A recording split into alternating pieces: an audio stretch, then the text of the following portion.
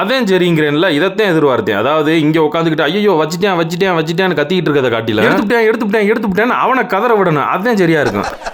நக்கல்யா அவனுக்கு.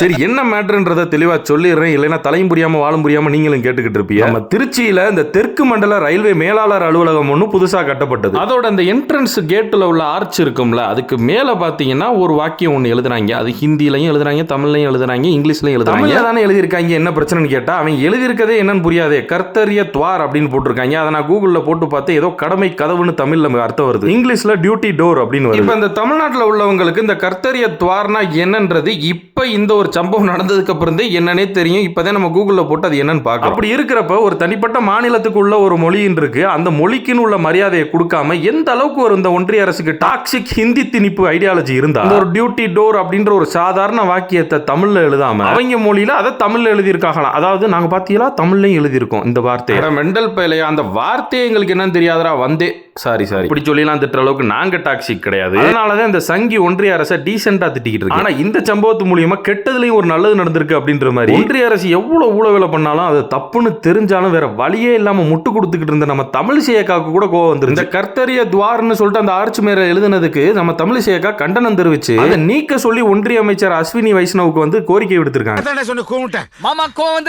அக்காவை ஒரு பக்கம் ட்ரோல் பண்ணாலும் இந்த விஷயத்துல அவங்க வந்து நேர்மையா ஸ்டாண்ட் எடுத்ததுக்கு அக்காவை பாராட்டியா ஆகணும். அக்கா, இந்த மாதிரி அவங்க பண்ற ஊழவேலை ஏதாச்சும் உனக்கு வந்து தப்புன்னு பட்டுச்சுன்னா யோசிக்காம கண்டனத்தை தெரிவிச்சிருக்கா. முட்டு கொடுத்து எங்கெல்லாம் பேச வைக்காதக்கா.